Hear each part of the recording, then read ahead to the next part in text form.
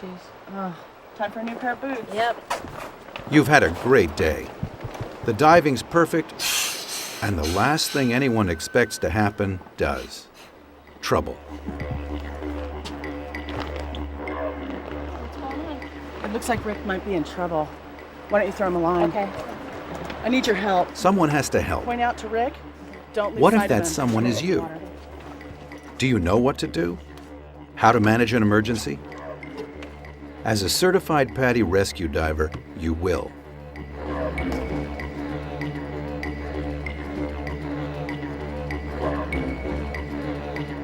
Through the Paddy Rescue Diver course, you learn diver rescue skills and dive emergency management. You learn to expand your awareness of diver safety, your own and others, so that you increase your skill at preventing accidents as well as handling them. The Paddy Rescue Diver course consists of 5 sections. Each section consists of a rescue training session and a knowledge development session. During the rescue training sessions, you'll develop and master fundamental accident prevention, rescue, and emergency management skills in a pool or shallow, calm, open water site. You'll master 10 distinct rescue exercises over the course of these 5 sessions. The knowledge development portion teaches you the principles and information you apply in the rescue training sessions. You'll complete these primarily through independent study with this video and the Paddy Rescue Diver Manual, followed by brief reviews with your instructor. You earn the Paddy Rescue Diver certification after you complete the 4 rescue scenarios.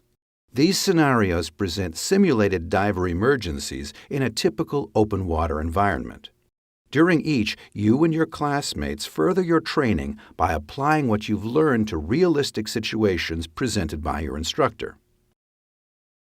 Don't be surprised if becoming a Paddy rescue diver gets you thinking about becoming a Paddy dive master.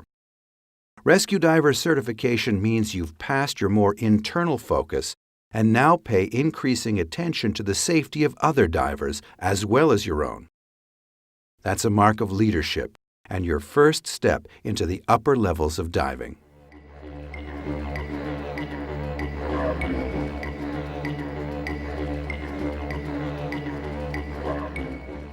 Section 1 looks at what causes divers to get in trouble and what you need to consider before trying to help someone. You'll learn about types of stress, how they contribute to dive accidents, and what to do about it.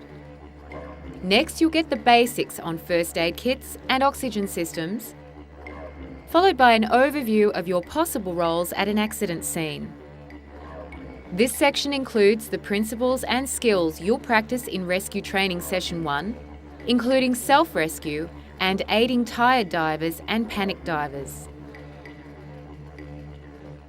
The first step in preventing and handling diving emergencies is understanding what causes them.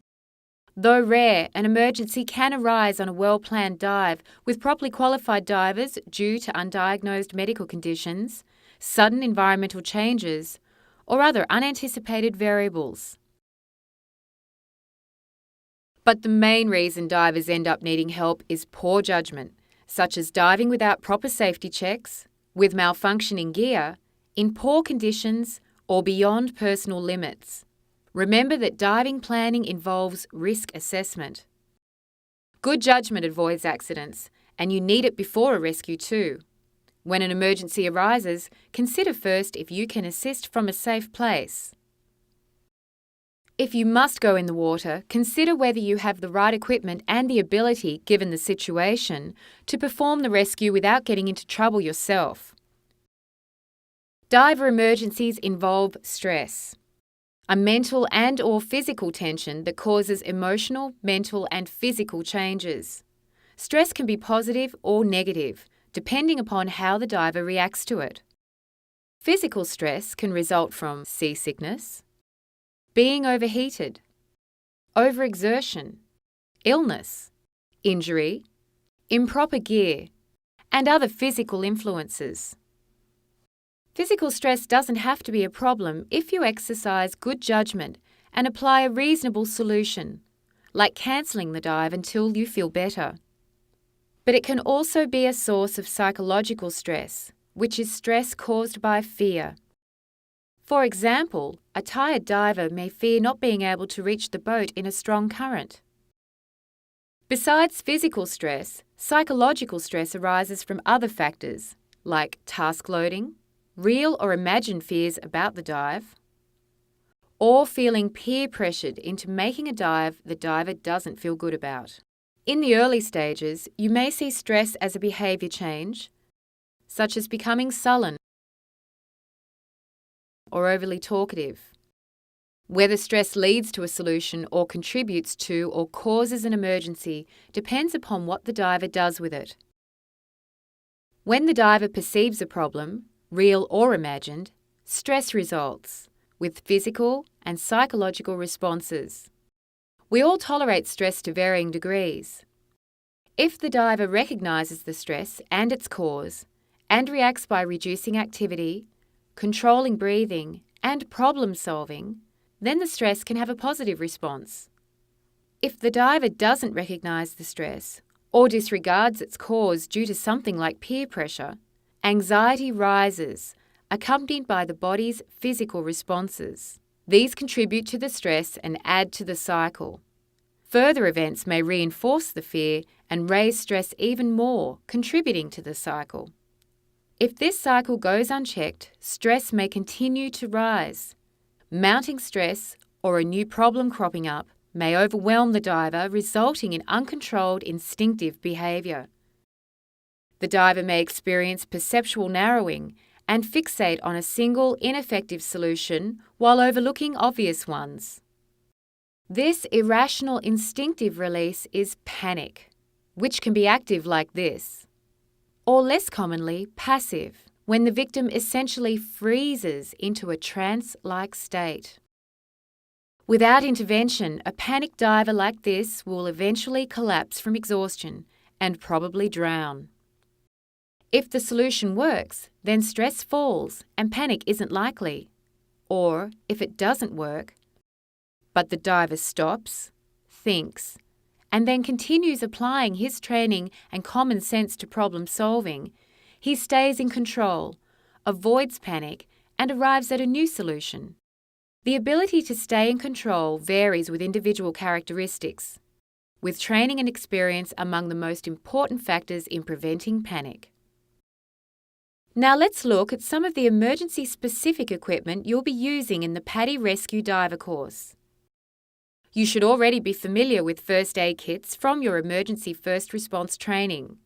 As a rescue diver, plan to have a well-stocked first aid kit on hand when you dive.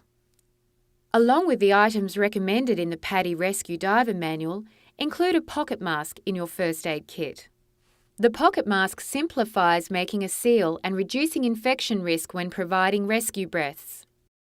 It's also one of the most effective ways to provide rescue breaths in the water. You'll practice in-water rescue breathing with a pocket mask in Rescue Training Session 4. You may also find pocket masks stored with emergency oxygen systems. Research shows that administering oxygen is one of the most important first aid steps for a diver with suspected decompression sickness or lung overexpansion injuries. In this course, you'll learn the basics for supplying emergency oxygen to breathing and non-breathing divers. You'll learn to use non-resuscitator demand valve units like this for breathing divers. These systems deliver 100% oxygen and operate much like your scuba gear. You'll also learn to use free-flow oxygen for non-breathing divers or those breathing very weakly. Free-flow oxygen doesn't deliver 100% oxygen and is more wasteful, but it's the only option for someone who's not breathing or breathing weakly. Automated external defibrillators, or AEDs, are devices that analyse a heartbeat and deliver a shock to restore normal heartbeat if needed. As you probably learned in your emergency first response course, AEDs increase the chance of surviving cardiac arrest by minimising delay in attempts to restart the heart. Depending upon availability and local restrictions, if any, Your instructor may include AED practice with your rescue diver training. Let's turn our attention to your roles as a rescue diver with accident management, starting with the terms victim and patient. These have important specific meanings. A victim is someone who needs to be rescued or who is being helped but is not yet in a secure environment. A patient is someone receiving emergency medical care in a secure environment. A non-breathing diver in the water is a victim. Receiving first aid and CPR out of the water, the same diver is a patient. You'll learn to apply this distinction throughout the course. As a Paddy rescue diver, you can make a difference when an accident happens, but your role in managing an emergency will vary. If you're the most trained and qualified diver, chances are you'll take charge and direct the effort. With a more qualified diver like a dive master present, you'll probably function as a skilled assistant. Whatever your role, being prepared personally and with the right equipment makes you more effective as a rescuer. Stay in good health and fitness. Keep your skills sharp and follow safe diving practices. Know where to find the equipment listed in your Paddy Rescue Diver Manual and how to use it. Preparation sets the stage for the 6 basic steps of emergency management. You want to be ready to act by anticipating where a problem's likely to occur and thinking about what you would do. If an emergency arises, the first step is to stop and think before you act. Step 2. Act on your plan. If you're the most qualified diver present, the third step is to delegate. Have others assist with the rescue, contact help, prepare emergency equipment, and so forth, within their qualifications. Step 4, once out of the water, assure first aid, basic life support, emergency oxygen, or other appropriate aid for the patient. Depending upon the situation, contact the local emergency medical system and the Divers Alert Network or other local diver emergency system. Steps 5 and 6 may pertain to more serious emergencies, with 5 being to coordinate activities and to administrate by gathering information for accident reports, for contacting the patient's family, and to provide to emergency personnel. Step 6 is to arrange for evacuating the patient into emergency medical care and, in the case of a pressure-related injury, assure communication with DAN or other appropriate local diver emergency service. You may have noticed that steps 4, 5 and 6 involve contacting help. A local emergency assistance plan saves time in an emergency by providing contact information for local emergency medical services, police, Coast Guard or other appropriate services. You should also list the emergency number for DAN, the Divers Alert Network, or other appropriate local diver emergency service. Your instructor will tell you what contact information applies to your area. Now that you know the basics in accident management, let's look at the specific ways for responding to diver emergencies. Starting with how to stay out of trouble yourself and what to do if you have a problem. Remember, you can't help anyone if you're in trouble. You're best able to stay out of trouble or to self-rescue by staying fit and healthy, keeping your skills sharp and diving within your limits, and by having personal emergency equipment like signalling devices. Good buoyancy control saves your energy, and mastering airway control lets you breathe past small amounts of water when dealing with a problem. Practice self-rescue skills like cramp removal, out-of-air ascents, and responding to disorientation periodically so you're ready to use these skills if you need them. Maintain your gear as the manufacturer recommends and inspect it before diving. Think about potential hazards and avoid them when planning dives. Watch for problems and don't ignore them, even small ones. Many accidents result from when seemingly trivial problems snowball into an emergency. If you have a problem, do what you do when helping someone else. Stop, think, breathe, and then act. Act logically, not instinctively. Make a habit of visualizing possible problems and how to handle them. Now let's look at helping other divers. While it's often obvious when others need help, sometimes it's not. It's important to recognize the subtle signs because they often allow you to intervene before the situation gets dramatically worse. As you recall, stress and anxiety rise before full-blown panic results. If you can spot it and provide assistance, that can end the problem. But scuba equipment and distance can mask the more subtle signs, and a victim may not ask for help. Signs can be subtle or conspicuous. Going from the least serious indicators to the most, watch for these surface trouble signs. Signalling for help. Struggling at or below the surface. High treading as if trying to swim out of the water. Rejecting the mask and regulator. Climbing onto anything available to escape the water. And apparent unresponsiveness. You'll learn about helping unresponsive divers later in the course. For now, let's look at the two responsive diver at surface rescue situations, the tired diver and the panic diver. A tired diver is a diver with a problem but who is in control. Although we call this victim a tired diver, the actual problem may be cramps, injury, or a problem other than exhaustion. Tired divers often signal for help. They respond to directions if able, keep their mask and regulator in place, and can assist with their own rescue. Panic divers have lost control and abandoned their training and rational action. They usually reject their gear and fail to establish buoyancy. They don't respond to commands or questions and will attempt to climb on anyone or anything to get out of the water. They will continue to struggle until rescued or exhausted. Handling a panic diver is one of the most hazardous situations for the rescuer. If the rescuer doesn't use proper techniques and caution, a panic diver can climb on and overpower him.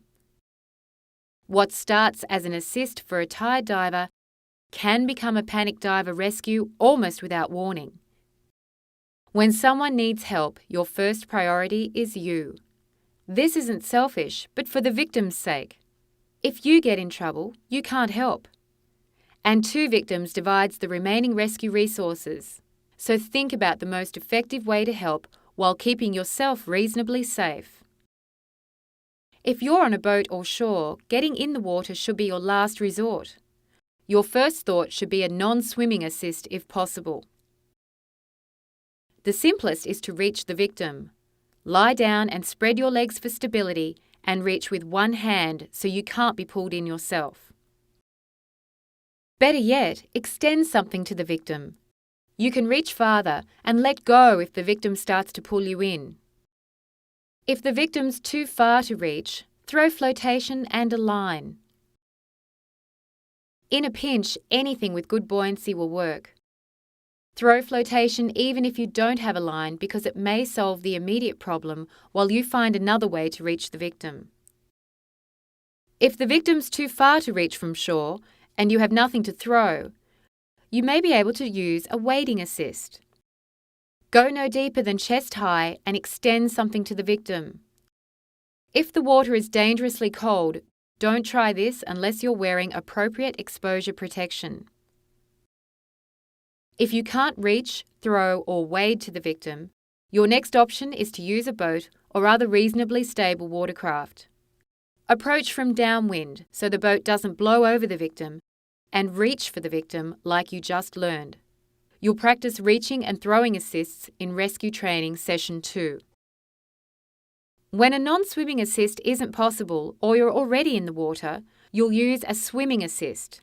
You'll practice these in Rescue Training Session 1. Let's look at these steps, beginning with how to help tired divers.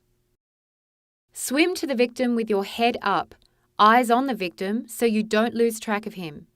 Pace your swim to be fast, but conserve enough energy to handle the assist and help tow him to safety. Stop near but out of the diver's reach. Evaluate his mental state to be sure he's not panicked. note where his BCD inflator is, and tell him to inflate his BCD or drop his weights. If the diver hasn't panicked, be sure you have ample buoyancy and make contact while telling the victim how you're going to help. Provide buoyancy by inflating the victim's BCD or dropping his weights. Reassure the diver with direct eye contact. If conditions allow, have the tired diver take his mask off, lie back and relax. Help the tired diver reach safety with a tow like the underarm push. Let the diver do as much for herself as possible. In most tired diver rescues, other than dropping weights to establish buoyancy, discarding equipment is a low priority. On the other hand, you may need to help the diver remove gear for a long swim, or most likely to make it easier to get out of the water. Approach and evaluate a panicked diver exactly the same as a tired diver. Stop and evaluate the diver's state of mind. Tell him to inflate his BCD or drop his weights, and note where his BCD inflator is. Chances are the diver won't respond to your directions. Assess the diver's strength and size compared to you to determine whether to approach on the surface or underwater. A surface approach is faster, but riskier for the rescuer. The underwater approach is safer for the rescuer, but will take a bit longer. It's the best choice if you're smaller and weaker than the victim. If you decide on a surface approach, begin by establishing substantial positive buoyancy. Try to swim around behind the victim, beyond the victim's reach. Take control by grabbing the victim's tank valve and assuming the knee cradle position, which prevents the victim from being able to turn and climb on you. Establish buoyancy by dropping the victim's weights or inflating the BCD, or both. Instead of swimming, you can also grab the victim's opposite wrist and then spin her facing away as you pull her toward you. Use the knee cradle position and establish buoyancy. For an underwater approach, descend quickly and approach between knee and ankle depth.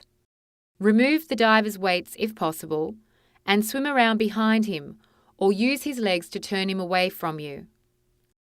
Come up behind the diver into the knee cradle position and inflate the diver's BCD or drop the weights if you weren't able to underwater. Once a panicked diver's buoyant and out of immediate danger of sinking, he'll usually calm down and relax. Reassure the diver and help him to safety the same way you did the tired diver. If you get caught in a panicked diver's grasp, you'll use a release to get away and regain control. The surest release is to descend. Underwater is the last place a panicked diver wants to go. Another release is to inflate your own and the victim's BCD. Their volume pushes you apart and establishes buoyancy at the same time. You can also release by pushing the victim up and away from you, then swim out of reach. The best release to use often depends on the circumstances and your size and strength relative to the victim's. If you can't safely control the victim, your only option may be to stay clear until he exhausts himself and passes out. Then rescue using the unresponsive diver at the surface techniques that you'll learn later in the course.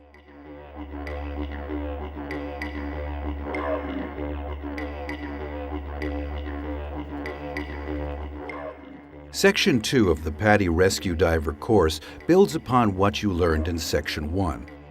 You'll learn more about recognizing diver stress and what to do about it.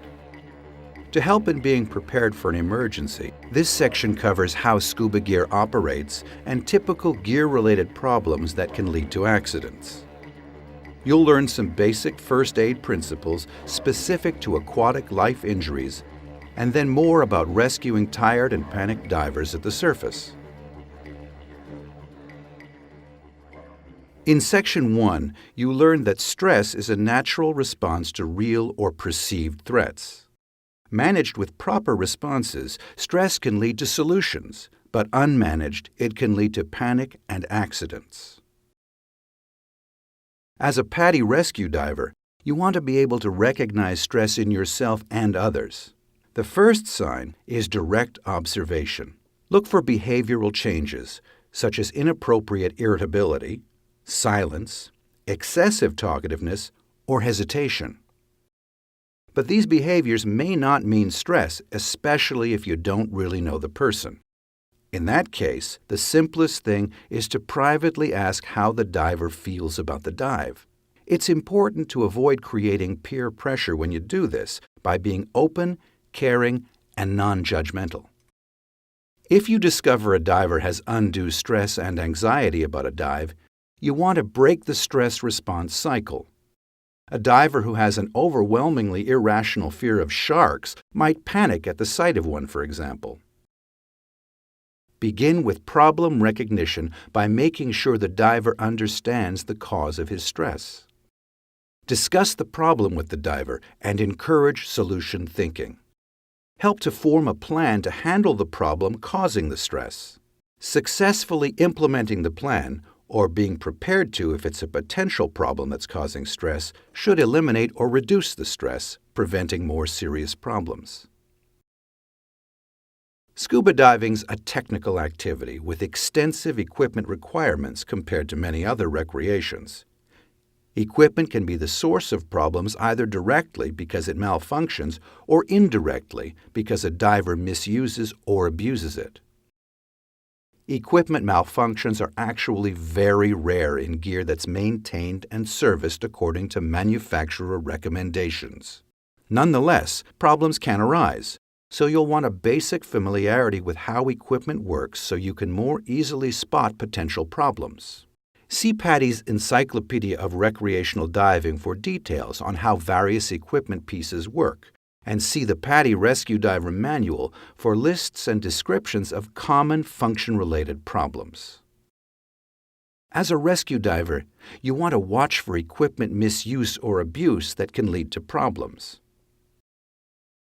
Problems can arise when a diver uses specialized equipment without proper instruction or practice, or equipment that doesn't fit or is inappropriate for the environment.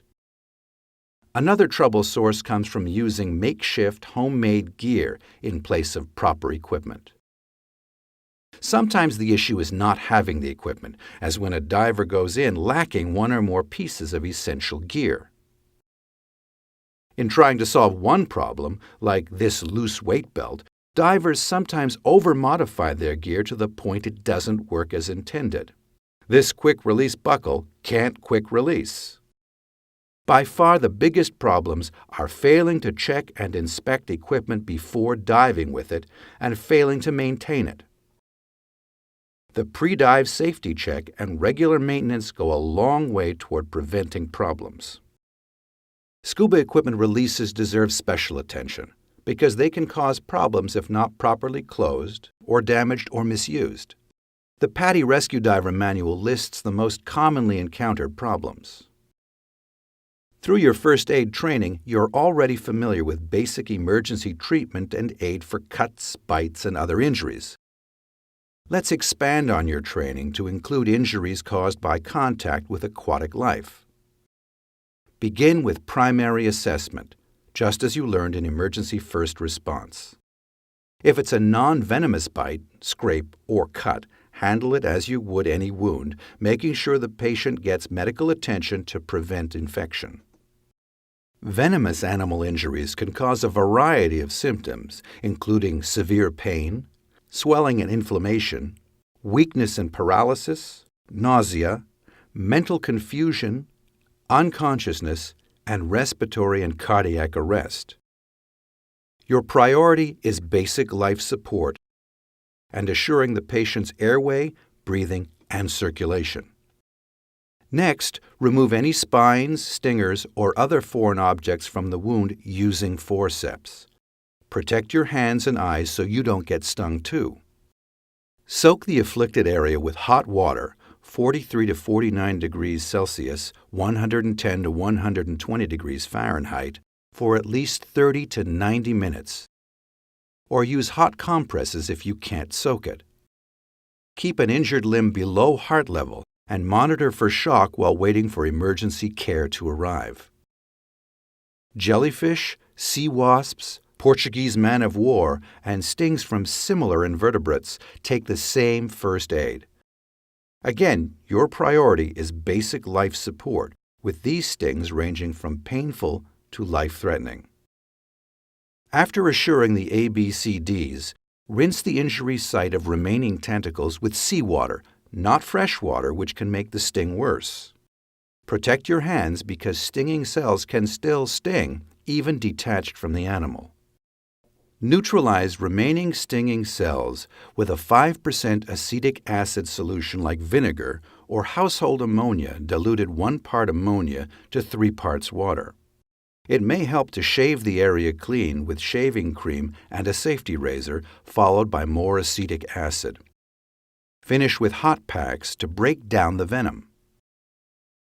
In Rescue Training Session 1, you learned the basics for helping tired and panicked divers. In Rescue Training Session 2, you'll practice responding from shore, using flotation aids, considerations when 2 or more people need help, tows, and exits. Let's look at what to do if you have to get into the water to rescue a responsive diver at the surface from a distance. Keep your eyes on the victim and get your mask, fins, and snorkel. They'll usually save you more time than it takes to get them. If you're wearing a buoyant exposure suit, you may need weights to snorkel down if the victim sinks. You can ditch the weights once you've made contact. Don your gear and enter the water as close as you can to the victim to minimize swimming distance. Keep your eyes on him the whole time, and if possible, get bystanders to point to the victim in case you lose sight of him. Enter without splashing or going under so you don't lose sight of the victim. Pace yourself so you can get there quickly but conserve enough energy for the rescue and tow to safety. Swim with your head up and eye on the diver. You can use your arms to save your leg strength for towing, but save enough arm strength for the rescue. Set your pace based on the environment and the distance. When you stop to evaluate the diver, be prepared to quick reverse by leaning back with your feet toward him. This puts you in position to kick away if he approaches you. You'll practice this move in Rescue Training Session 2. If available, you'll want to take emergency flotation with you when you assist a tired or panicked diver, or have someone throw flotation to grab on the way out. Keep the flotation between you and the victim and extend it to him. Flotation simplifies the rescue by providing immediate buoyancy and allowing you to avoid contact. You may find it easiest to tow the diver to safety by the flotation device. If you don't have a flotation aid, you may be able to improvise one quickly. Otherwise, you'll have to rescue the diver without one like you've already learned. It's rare, but it's possible to be in a situation requiring you to help 2 divers at once. Your best options are non-swimming assists and having multiple rescuers, but that's not always possible. A flotation aid of any sort will greatly simplify the rescue. Give flotation to the diver who appears in the most urgent trouble. Making sure that solves the immediate problem, go assist the other.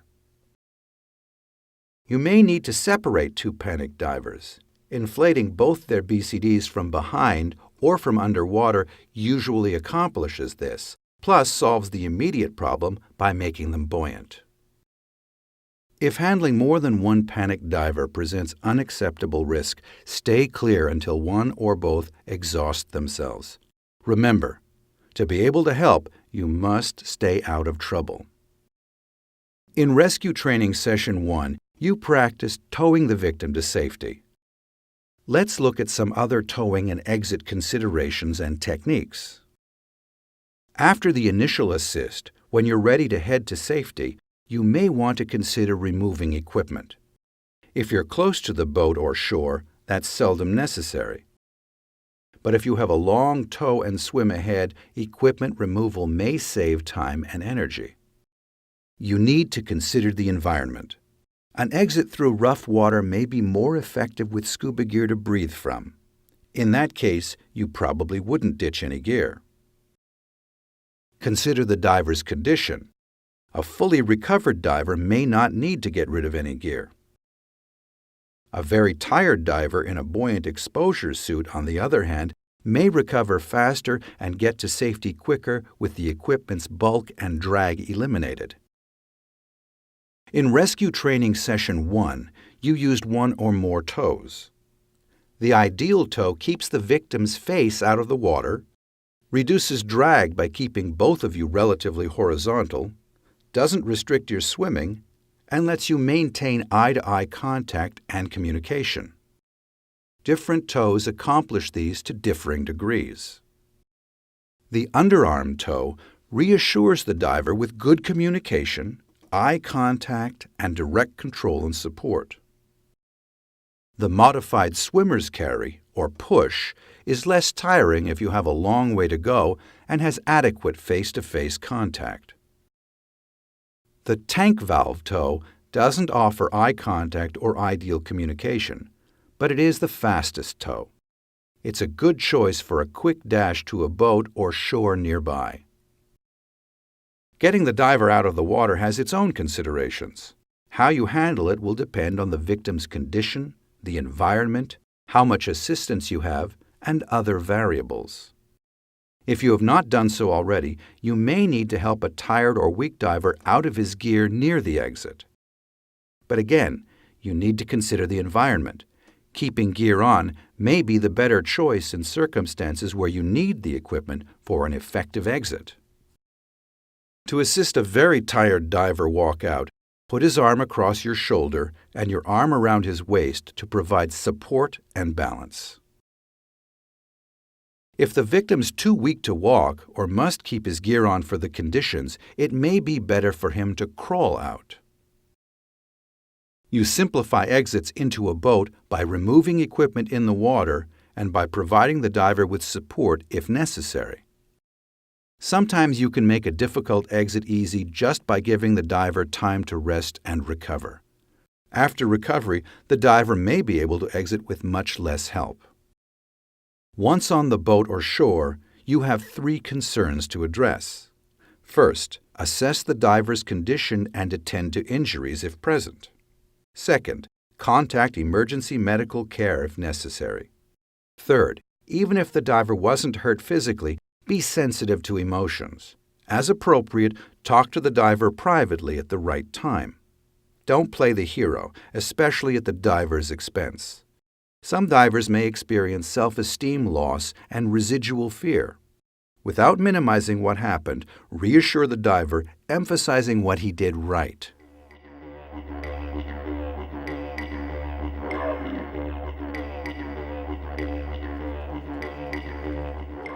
In the first 2 sections of the Paddy Rescue Diver course, you started developing your emergency management skills. Section 3 develops these further by showing you how to develop emergency action plans and by applying the first aid and CPR skills you already have to diving circumstances. You'll also develop your skills for underwater emergencies and handling missing diver emergencies. One way to make rescue efforts go more quickly and smoothly is to have an emergency action plan. An emergency action plan is simply the information you need if you have to handle an accident at a particular site or area. Generally, the plan may consider local hazards, team member roles, and local emergency services. It may include a sequence of steps to follow: emergency contact numbers, a script for what to say to emergency personnel, procedures and considerations for evacuating the patient into emergency care, and considerations that might apply to locally required incident reports. Emergency action plans give you the basis for practicing your rescue skills to learn and be prepared for an accident. You can identify areas to improve and revise the plan based on what you learn. An emergency action plan doesn't have to be complex. In developed areas with sophisticated emergency medical response, The plan may be as simple as call 911.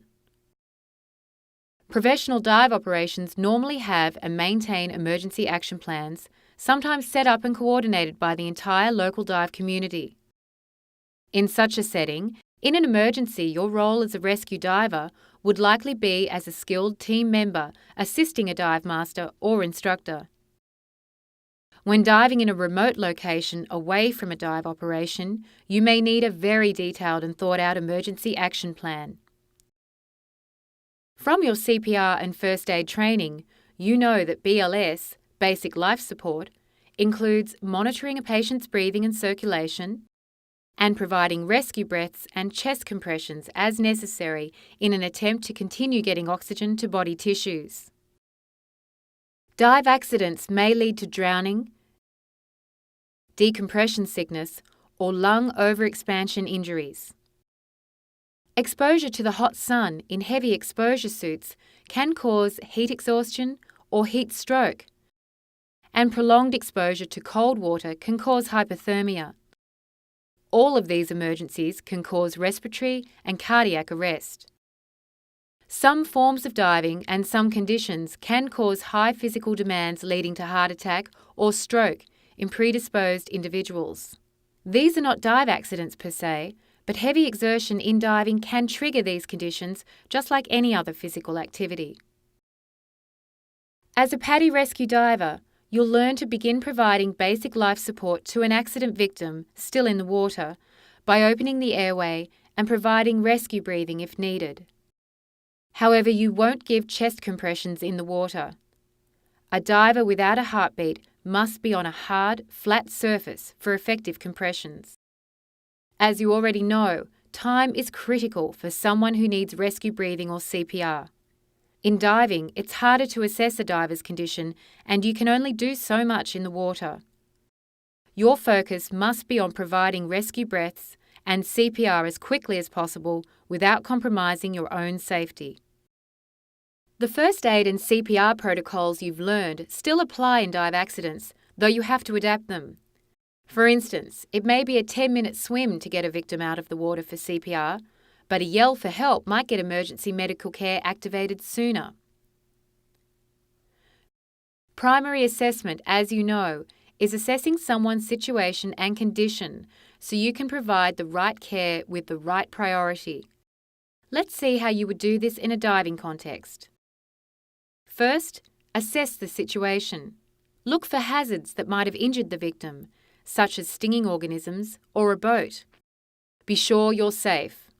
Second, tap and shout to check responsiveness. Turn a face-down diver face up. Third, call for help if the diver doesn't respond. And fourth, remove the mask and regulator and open the airway. You'll learn in-water techniques for this later in the course. Fifth, check for breathing. This diver's breathing. You would begin rescue breaths if she weren't. The sixth step is to check for a heartbeat, which you don't do in the water because it's almost impossible to confirm a heartbeat, and you can't provide CPR in the water anyway. A breathing diver may be assumed to have a heartbeat, and you would check for heartbeat with a non-breathing diver first thing upon getting the patient out of the water. Checking for bleeding is the seventh step if you have a breathing diver. In diving contexts, a responsive diver will be able to tell you where to look. Massive bleeding is obvious in water, but smaller yet serious wounds may not be.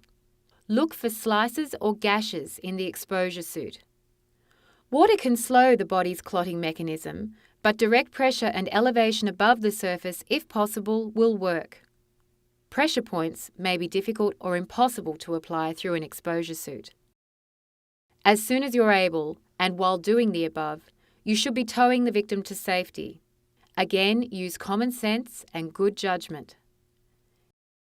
If help's immediately at hand, emergency care may begin, and more effectively with many people helping. Shock management is the final primary assessment step.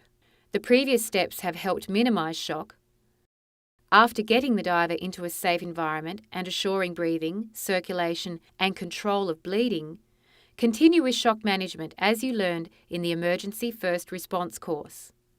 Shock, which may be characterized by shallow, rapid breathing, clammy skin, weak, rapid heartbeat, restlessness, and anxiety and confusion, is possible after any injury specific to diving. Keep the patient lying down. In some climates, you may have to cut an exposure suit off a weak patient to prevent overheating or overchilling. You begin a secondary assessment only after determining that no immediate life-threatening conditions exist. If necessary, contact emergency medical care or send someone to do so. Keep the injured diver in the position you found him and examine him as you've learned, looking for deformities and pain. An exposure suit may interfere with a secondary assessment, but if you suspect neck or back injury, you shouldn't try to remove it.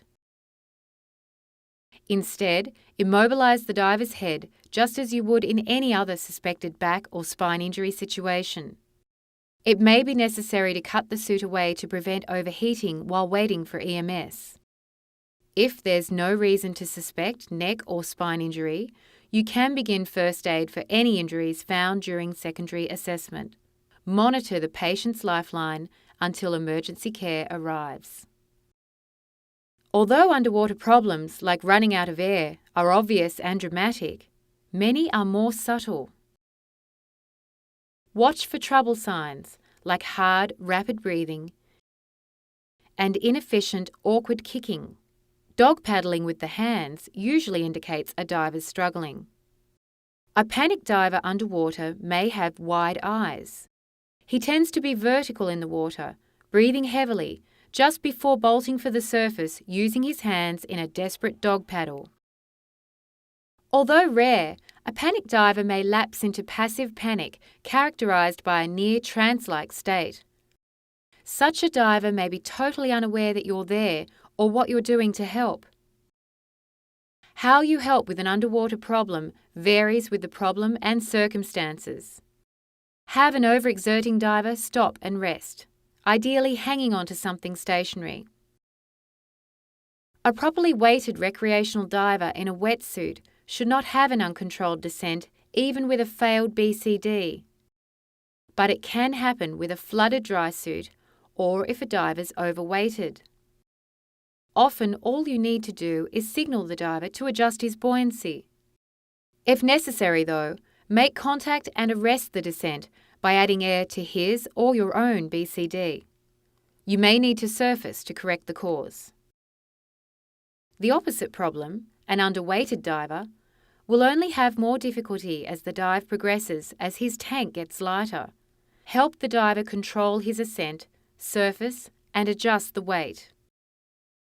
Losing weights, a stuck inflator valve on a BCD or dry suit, or improper dry suit techniques can cause a runaway ascent.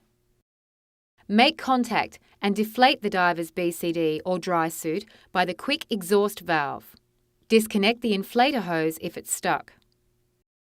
If you can't stop or control the ascent, let go and signal the diver to flare out and slow the ascent with drag. Surface at a safe rate if necessary to check on the diver's condition, but don't risk getting hurt too, or you won't be able to help. The most common cramp in diving is in the calf. Help the affected diver by holding her fin tip so she can push against it to stretch the muscle. Gently massage the muscle and give it a chance to rest before moving on again at a slower pace. Entanglement and entrapment can occur, but are relatively rare. In both cases, first have the diver stop everything. Your first concern is to assure the victim has enough air while trying to free the diver. Assuming adequate air supply, have an entangled diver hold still while you slowly disentangle her. Use a cutting tool with great care, only if it's obvious the disentanglement isn't working or will take too long. See the Paddy Rescue Dive Manual for more detail about entrapment. If you suspect passive panic, confirm by signalling OK and checking for response. If the diver doesn't respond, take him to the surface, holding his regulator in place. Be cautious, because a diver in passive panic can go to active panic without warning. At the surface, establish buoyancy and tow the diver to safety. With active panic underwater, your primary concern is to prevent a rapid breath-holding ascent. With a breathing panic diver, simply slowing the ascent is your best bet for controlling the rate and getting her to breathe. With an out-of-air panic diver, delaying the ascent may be enough to get her to take your alternate air source. Assume that a panic diver without her regulator is holding her breath. If she won't take your alternate, you may have to push it into her mouth while gently pushing the purge to keep it clear. Even if she begins breathing, the panic diver will likely continue her rush to the surface, so flare to control the ascent. At the surface, establish buoyancy for the victim and calm her down. Stay close and assess the diver for lung overexpansion injuries or other problems that may require further attention and care.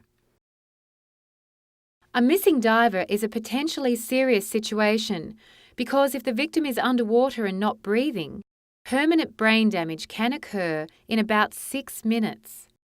Time is critical, and the conservative course is to assume the worst until you can account for the diver. How you respond will depend on the environment and resources you have at hand. When it's apparent that a diver is missing, follow these steps as best you can. Have someone contact emergency medical services or other appropriate authority while you find out where the diver was last seen.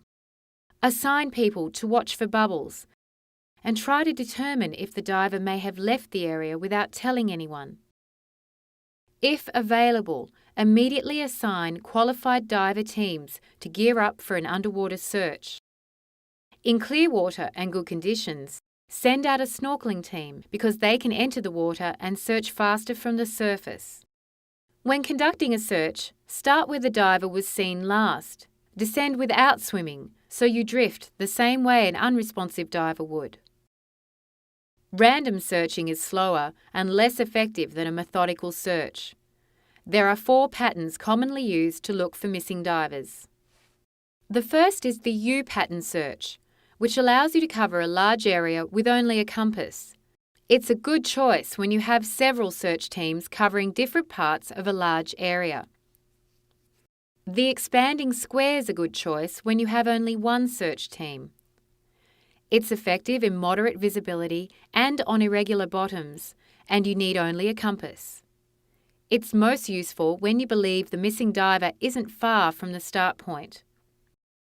A circular search allows you to search a large area rapidly in poor visibility. However, it requires a line and reel and doesn't work well when there are many obstructions on the bottom. The surface-led search requires a boat or snorkeler, a line, and several divers who are familiar with it. But it lets you search a large area of relatively shallow water quickly, with the boat or snorkeler controlling the pattern. When searching for a missing diver, keep these considerations in mind. Permit searches only in buddy teams, making sure searchers have ample air and no decompression time. Don't let searchers jeopardise themselves. Assign someone to keep track of the search teams so they don't get forgotten when the victim comes out of the water. If possible, establish a way to recall the searchers when the diver is found. This is especially important on a boat if the boat must leave to get the victim to emergency care. If there's no way to have a recall, set a time for all searchers to surface and check for your signal to come in. If you don't have qualified divers present to search, you may have to choose a buddy and do it yourself. Search until you find the missing diver, until you reach an air, depth or no decompression limit, or for no more than 30 minutes. After 30 minutes, discontinue the search and turn it over to professionals.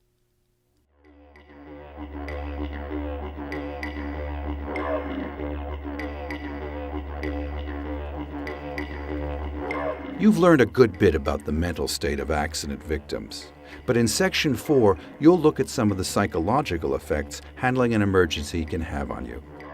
Next, this section gets into the nature of pressure-related injuries and the specific first aid for them, as well as for near-drowning patients. Finally, in preparation for Rescue Training Session 4, you'll learn the specific techniques for emergencies with unresponsive divers at the surface, underwater, and considerations about equipment removal. Any rescuer or witness who's involved with a serious accident or emergency may experience critical incident stress in its aftermath.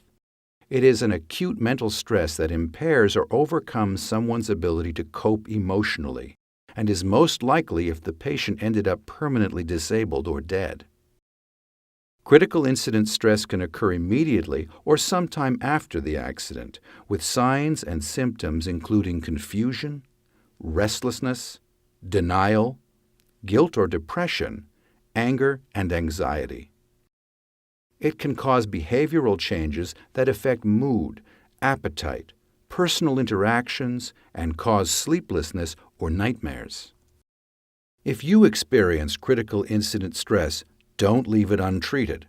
Professional counseling helps those with critical incident stress learn to understand and cope with their feelings so they don't become lasting emotional problems. Many of the medical emergencies you might face as a rescue diver are the same as those in all walks of life. But diving also presents a risk of pressure-related injury. As you probably recall, decompression sickness is a pressure-related injury caused by excess nitrogen gas dissolved into body tissues due to pressure at depth. Upon ascent, the dissolved nitrogen dissolves out of the tissues into the lungs. But if dissolved nitrogen exceeds certain limits, it may form bubbles in the tissues that cause decompression sickness by blocking blood flow and causing other damage.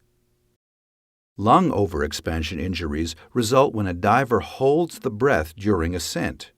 Expanding air in the lungs causes lung rupture, resulting in air entering the bloodstream as bubbles. These bubbles block blood flow and cause damage by depriving tissues of the oxygen they need.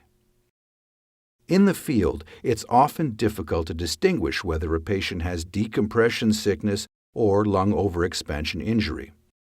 Since the first aid is the same, however, it's not important. Therefore, with respect to emergency protocols in the field, the specific cause isn't important, and you refer to both conditions together as decompression illness. Decompression illness symptoms include pain in the joints, nausea, fatigue, dizziness, extreme fatigue, paralysis, unconsciousness, and cardiac arrest. Lung overexpansion injuries result when scuba divers ascend holding their breath, or, though it is uncommon, when trapping blocks air in a portion of the lungs. There are 4 possible lung overexpansion injuries.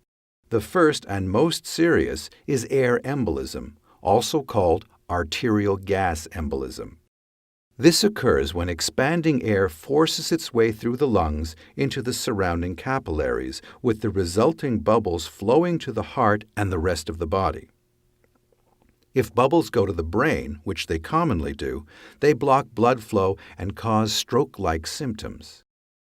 However, the bubbles can cause serious damage wherever they go. If expanding air forces its way between the lung and chest wall, it may collapse the lung.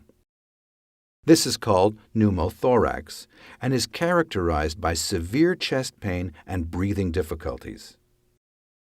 Expanding air can also find its way into the chest cavity between the lungs, causing mediastinal emphysema. This causes difficulty breathing, fainting, shock, and cyanosis, which is blueness of the skin. Expanding air can travel up through the chest and accumulate under the skin around the neck and collarbone. This is called subcutaneous emphysema, which can cause neck swelling, voice changes, and difficulty swallowing. More than one of the lung overexpansion injuries can happen at once, and all are considered serious conditions demanding prompt first aid and emergency medical care. You begin care for a diver with suspected decompression illness, DCI for short, with a primary assessment just as you would any patient. The priorities remain airway, breathing, and circulation. Assume an unresponsive diver has DCI, but give priority to airway, rescue breathing, and CPR if needed. Keep the patient lying down. Field experience has shown that the symptoms may worsen in DCI patients who sit or stand. Refer to the flow chart on the Diving Accident Management Work Slate for the steps in providing DCI care. The specific first aid for DCI is emergency oxygen. Have a breathing patient breathe 100% oxygen from a non-resuscitator demand valve emergency oxygen system. Give a non-breathing patient oxygenated air with the unit's free flow setting. You'll learn the specifics of oxygen system use in Section 5 of this course. Protect the patient from excessive heat or cold, monitor his lifeline, and treat for shock while arranging for emergency medical care. Drowning occurs when someone suffocates from being underwater and cannot be revived. Near drowning occurs when the victim can be revived. Near drowning can result from exhaustion, panic, or other causes in the water. Begin with a primary assessment and rescue breathing if necessary, regardless of the time the victim's been underwater. A breathing patient may have shortness of breath, coughing, or convulsions. Administer emergency oxygen and get the patient into emergency medical care. Note that even a patient who appears fully recovered needs medical examination to prevent possible complications that can arise several hours later. Let's look at the specific techniques for the unresponsive diver at the surface. You'll be practicing these during Rescue Training Session 4. Approach an apparently unresponsive diver, splashing and yelling to get her attention. Make contact and confirm unresponsiveness. Turn a face-down diver face up. You can do this by crossing your arms and grabbing his wrists, like this. Drop the victim's weights and your own to assure buoyancy, and call for help if possible. Remove the victim's mask and regulator and your own if necessary, and open the airway by lifting the chin and tilting the head. Look, listen, and feel for breathing for 10 seconds. Although it's rare in dive circumstances, if you suspect neck injury, open the airway with the chin lift alone, tilting the head only if it's necessary to open the airway. If the diver's breathing, begin towing to safety while monitoring breathing and protecting the airway from splashes. If the diver's not breathing, give 2 slow rescue breaths and then begin towing to safety, giving a breath every 5 seconds. If you miss a breath for any reason, resume with 2 slow breaths. Estimate how far you are from safety. If you're less than 5 minutes away, continue providing rescue breaths while towing the victim there. Get the diver out of the water. Perform a heart check and primary assessment, and continue with rescue breathing, CPR, or both as necessary. If you're more than 5 minutes from safety, provide rescue breathing for an additional minute, checking for any movement or response to your breaths. If there are none, the victim is probably in cardiac arrest. Discontinue rescue breathing and tow to safety as quickly as possible for a primary assessment and to begin CPR as needed. If the victim does move or react to your breaths, continue rescue breathing while towing the victim to safety. In handling unresponsive diver emergencies, don't neglect your own safety. Consider the environment and circumstances. You want to begin rescue breaths if needed as soon as possible, but it may be necessary to tow the victim away from a hazard as quickly as possible before beginning.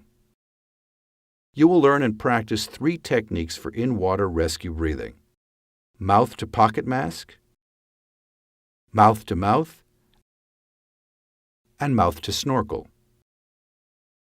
Mouth to pocket mask is probably the most effective in-water rescue breathing method and has the added benefit of reducing disease transmission risk. Pull out your pocket mask as you approach the victim. After confirming the need for rescue breathing, move above the victim. Place the mask on the diver's face with your fingers under the jawbone and your thumbs on top. Draw the head back to open the airway and give 2 slow rescue breaths. Tow the diver to safety while giving a rescue breath every 5 seconds, monitoring for breathing and protecting the airway. If you don't have a pocket mask, you'll use mouth-to-mouth rescue breathing. At the diver's side, open the airway by running your arm closest to his feet, under his arm, and up behind to grab and support the head by hood, BCD, or hair. With the other hand, pinch the nose and press down on the forehead. Use the underside arm to roll the diver toward you for a mouth-to-mouth seal. This is called the do-si-do method. Give 2 slow rescue breaths, then tow to boat or shore, giving a breath every 5 seconds, checking for breathing and protecting the airway. If you're significantly smaller than the victim, or when wearing heavy exposure suits like dry suits, the head cradle position may be more effective. The drawback is it's not easy to roll the diver to you, so you may have to rise above the victim to give each breath. This is more tiring, and you have to be careful to not push him underwater. Another variation is mouth to nose, which is suited to situations in which equipment makes it difficult to keep the mouth open. This can happen with a victim in a heavy dry suit or hood, for example. It's also easier to protect the airway by pinching the nose, making this an option in rough water. Mouth-to-snorkel rescue breathing is used for towing. Note that a snorkel with a self-drain valve won't work. You check for breathing and give the first 2 breaths using mouth-to-mouth, then move above the victim. Place the drained snorkel in the victim's mouth, using one hand to make a seal and pinch the nose, with the other holding the tube against the head, making sure the tip stays out of the water.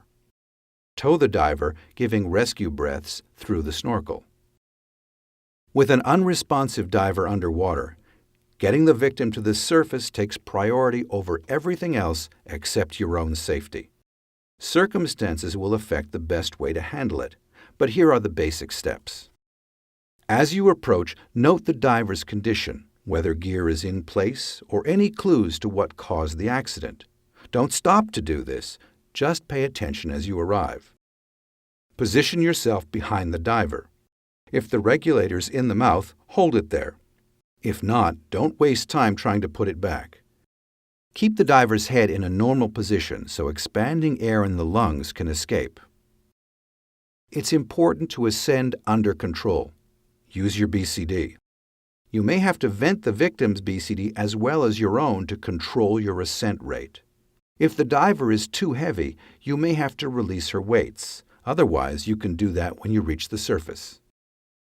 If you can't control the ascent, let the victim go and ascend safely on your own. Regain contact and resume the rescue at the surface. As you ascend, think about the situation and plan your next step. At the surface, drop the victim's weights to assure buoyancy.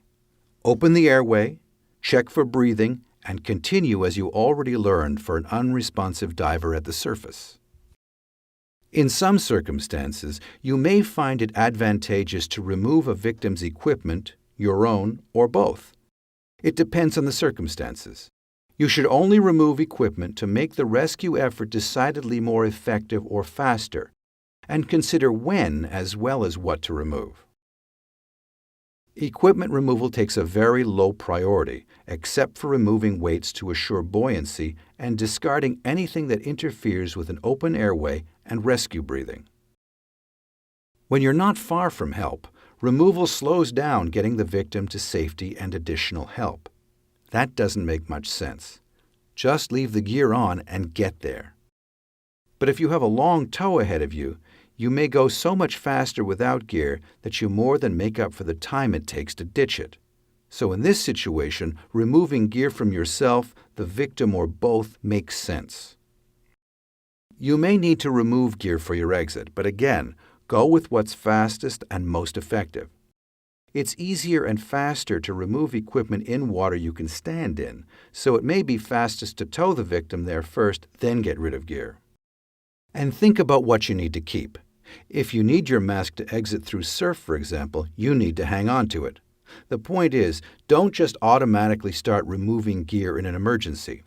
Focus on what gives the victim the best chances and do that. If equipment removal is the right decision, start by thinking about buoyancy. If you and the victim are in buoyant exposure suits, you can get rid of the scuba units. But if not, you may need to keep them so you have the BCD for flotation. The exact order you get rid of stuff isn't important. What is important is that you keep swimming toward the boat or shore and that you maintain the airway. You should always have a hand on the victim's head to keep the airway open. If needed, you must keep giving rescue breaths. Get a rhythm going with priority to the breaths, not the gear removal. Remember also that just because you take something off the diver doesn't mean it has to come off of you, and that what you might ditch in one environment, you'd keep in another. A good example is that while you'd normally drop your own weights, in dry suits you may find you're too buoyant to give effective rescue breaths without them. In that instance, you would dump the victim's weights but keep yours, assuming you still have adequate buoyancy. Keep in mind also that technical diving, with its extensive amount of gear, makes it more likely you'll need to remove it. Many tech diving harnesses fit tightly, and your best bet is often to cut them off the diver.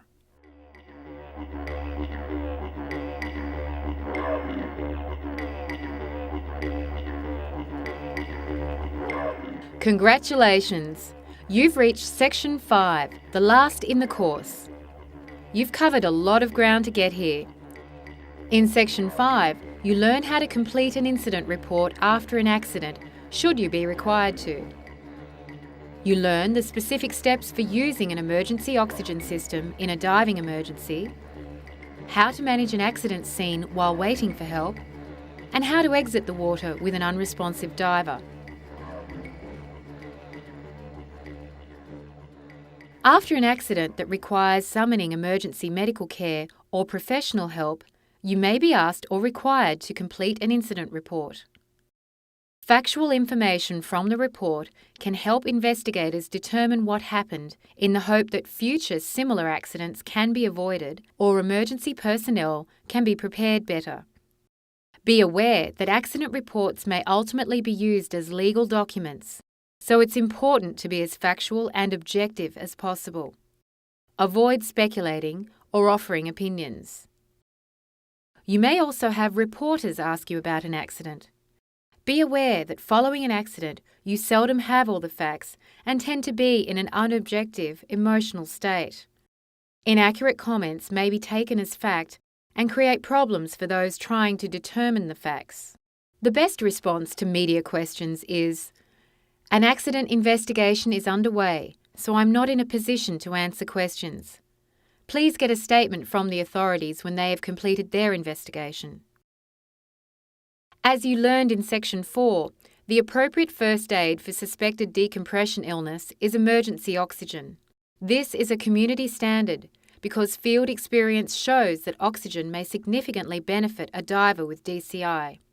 Prompt emergency oxygen can make subsequent recompression more effective and may decrease the risk of permanent injury.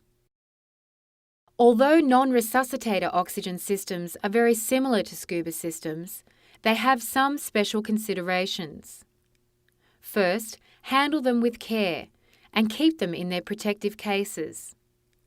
Oxygen makes things burn rapidly, so extinguish smoking materials and flames before using it. Oxygen equipment requires special lubrication. Never use silicone grease on it. Likewise, avoid contaminating oxygen equipment with oils or grease, including suntan oil. Keep your oxygen system assembled in its case so it's ready to go in an emergency, and be sure to have it professionally serviced as required by the manufacturer. For a breathing diver, responsive or unresponsive, you will use the system's demand system. Open the kit. Slowly open the valve and check the pressure. Inhale from the mask to confirm its function, but don't exhale into it. Secure the cylinder by cradling it in the case so it can't roll or fall, but so you can still read the pressure. Tell the injured diver, "This is oxygen. It will help you. May I give it to you?" Assuming the diver says yes, put the mask on his face and tell him to breathe normally. You may assume that an unresponsive diver would say yes. This is called implied consent. A responsive diver may hold the mask himself, which is reassuring. Monitor the supply. Don't let it run empty on an unresponsive diver. If the patient's very weak and cannot use the demand mask, use the unit's free flow setting and the non-rebreather mask. Attach the mask to the free flow outlet and set the flow for 15 litres per minute. Hold your thumb over the mask inlet until the bag inflates. Tell the diver, "This is oxygen. It will help you. May I give it to you?" After the diver says yes, place the mask on his face. If the bag deflates completely when he inhales, set the flow for 25 litres per minute. Again, watch the pressure gauge to avoid running out while the mask is on the patient's face. You use the free flow outlet also when giving rescue breaths to a non-breathing diver. Have someone set up the system for you while providing breaths. Don't let oxygen interfere with either rescue breaths or CPR if they're needed. Set the flow rate for 15 litres per minute and attach the tube to the inlet on the pocket mask. This adds oxygen to each rescue breath. If the patient begins breathing independently, switch to the demand system or the non-rebreather mask. After you have a patient under care and emergency medical services on the way, you must manage the scene until they arrive. Your priority is to constantly monitor the patient's airway, breathing and circulation, provide rescue breathing, CPR, and, if available, AED defibrillation as necessary and appropriate. Protect the patient against hot or cold. Control bystanders so the area is clear for medical personnel. Pressure-related injuries almost always require recompression in a hyperbaric chamber, so maintain contact with DAN or other local diver emergency services. Give a patient with suspected DCI oxygen until emergency care arrives. If they're delayed or you find yourself running low on oxygen for some other reason, give 100% oxygen or the highest concentration possible as long as you can. This is better than trying to conserve it. If you run out of oxygen, but there's enriched air nitrox available, you can administer that to a responsive diver with a scuba regulator. It may or may not help, but it certainly won't hurt. Be prepared to give emergency medical personnel the patient's name, any significant medical history, the first aid given, dive profile information, any comments relevant to emergency care, and contact information for DAN or other local diver emergency service. The Paddy Accident Management Work Slate puts all this in one place. In Rescue Training Session 4, you practiced handling breathing and non-breathing unresponsive diver emergencies in the water. Now let's look at what to do when you get to a boat or shore. Before exiting, you'll need to remove most of your gear and the victim's gear without interrupting rescue breaths. The actual exit may require an interruption though. If so, first give 2 slow breaths, interrupt for no longer than 30 seconds, and resume with 2 slow breaths again. The technique you use for the actual exit will depend on your strength, relative size to the diver, and the environment. The Saddleback Carry and Fireman's Carry work well when the victim's relatively small and light. The Pack Strap Carry is one of the most popular because you can more easily carry a larger diver than with the other two carries. But when all else fails, don't worry about doing anything fancy. Dragging someone out of the water is fine when necessary. There are numerous exits onto a dock or boat. One of the most useful if you don't have help is the Lifeguard Exit, which you can use to bring someone onto a low dock or platform. The ladder carry can help if you must exit to a relatively high point. However, you must be fairly strong for this exit, and so must the ladder. And to get out of the water without assistance, the first rungs of the ladder need to be below water level. Your instructor will have you practice different exits to find the best ones for you and your local diving conditions. Environment and conditions may greatly complicate exits. For instance, exits through surf make it harder to protect the diver's airway. The pocket mask, which you can easily seal, is perhaps the easiest way to protect the airway when dealing with surf. Exits onto rocks, especially with surf, can be the most problematic. The difficulty and risk is such that it's usually worth swimming to a more distant exit point without rocks. If that's not possible, be careful and use the water to carry you and the victim up the rocks in stages. If you expect help quickly, you can avoid a difficult exit altogether by waiting for it to arrive. Help can make any part of a rescue easier, so always ask for it if it's available. Your priorities are providing rescue breaths and contacting emergency medical care. But in some situations, it may be impossible to get out of the water with no more than a 30-second interruption, especially if you're alone. Do the best you can. The victim has more of a chance out of the water with medical services on the way than in it without help on the way.